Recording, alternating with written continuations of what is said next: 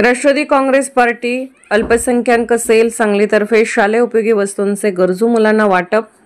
Rashtrawadi Congress party Sharadchandra Pawar पक्षाचे प्रदेश अध्यक्ष आमचे नेते जयंतरावजी पाटील साहेब यांच्या मार्गदर्शनाखाली सलाबाद प्रमाणे राष्ट्रवादी काँग्रेस पार्टी अल्पसंख्याक सेल शहर जिल्ह्याच्या वतीने यंदा सुद्धा शाळा सुरू झाल्यानंतर महानगरपालिकेच्या शाळांमध्ये सर्वसामान्य व गोरगरीब कुटुंबातील मुले शिकत आहेत।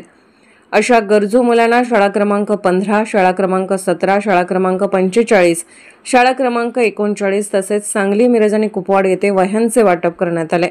मागील 13 वर्षापासून सदर उपक्रम राबवण्यात येत आहे।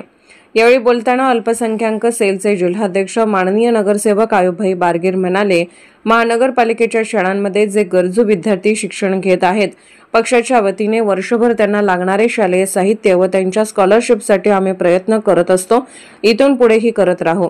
यावेळी उपस्थित ज्येष्ठ नगरसेवक मंगू आबा सरगर, माजी शिक्षण मंडळ सदस्य डॉ. सतीश नाईक, अल्पसंख्याक सेल जिल्हा अध्यक्ष माननीय नगरसेवक आयुबभाई बारगीर, अल्पसंख्याक शहर जिल्हा कार्याध्यक्ष इर्शादभाई पखाली, शहर जिल्हा उपाध्यक्ष अजहरभाई सय्यद, शहर जिल्हा उपाध्यक्ष रियाजभाई शेख, युवक शहराध्यक्ष अशरफभाई चाऊस, इम्रानभाई पठाण, हाफिज इरफान, अकरम भाऊ शेख, फिरोज मिस्त्री, इजाज काझी, बशीर अहमद तसेच सर्व शाळांचे शिक्षक वर्ग व अल्पसंख्याक सेलचे पदाधिकारी व मान्यवर उपस्थित होते।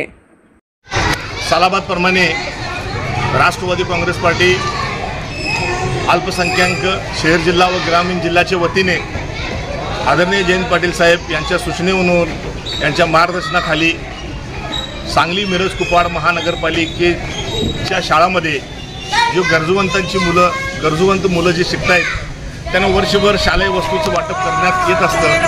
आज शाळा नंबर 45, शाळा नंबर 15 व शाळा नंबर 17 मध्ये राष्ट्रवादी अल्पसंख्याक सेलच्या वतीने या वह्या वाटपाचा कार्यक्रम घेण्यात आला।